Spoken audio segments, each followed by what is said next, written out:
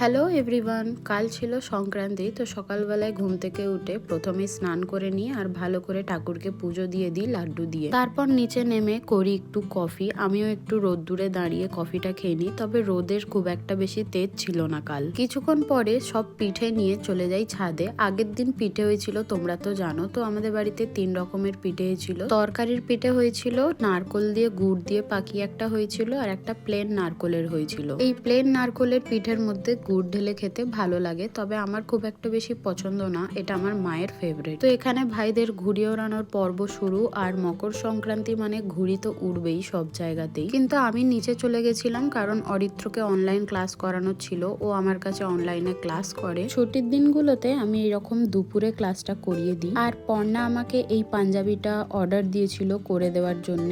তো এটা কমপ্লিট হয়ে গেছিল। তো এটার ফটো তুলে ভিডিও করে আমি প্যাকিংও করে রেখে দিলাম। এই পাঞ্জাবির কাজের ভিডিও আমি অন্য একটা ভিডিওতে তোমাদের দেখাবো। তারপর বিকেলে আবারও ছাদে উঠলাম আর দেখছি এই গুড়িগুলো ছাদের মধ্যে পড়েছে, মা এক এক করে জড়ো করে রেখেছে। আর রাতে খেতে ইচ্ছা করছিল একটু চাউমিন, তো চাউমিনের প্রিপারেশন স্টার্ট করে দিই। সবকিছুই ছিল, শুধুমাত্র এই পেঁয়াজ গাছটাই ছিল না, তাই ছাদেই চলে গেলাম রাতের বেলায় পেঁয়াজ গাছ তুলতে। জানি রাতে গাছে হাত দিতে নেই, বাট কি করব, কিছু করার ছিল না। তো পেঁয়াজ গাছ তুলে নিলাম বেশ অনেকটাই। তারপর নিচে নেমে এসে সবকিছু রেডি করে নিই। অ্যাকচুয়াল চাইনিজ স্টাইলে চাউমিন খেতে আমার খুবই ভালো লাগে। তো সবকিছুই ছিল, কিন্তু একটাই প্রবলেম ছিল, এই চাউমিনটা। মোটা চাউমিনটা ঘরে ছিল না, এই মিডিয়াম বা সরু চাউমিনটা ঘরে ছিল। তো এটাকেই করে নিলাম। খেতে বেশ ভালোই হয়েছিল, তবে মোটা চাউমিনটা হলে আমার মনে হয় আরো ভালো লাগতো। তারপর সবাই মিলে রাতে চাউমিন খেয়ে শুয়ে পড়লাম। তো এইভাবেই কাটালাম মকর সংক্রান্তির দিনটা। যদি ভিডিওটা ভালো লাগে অবশ্যই সাবস্ক্রাইব করে যেও, and don't forget to like the video.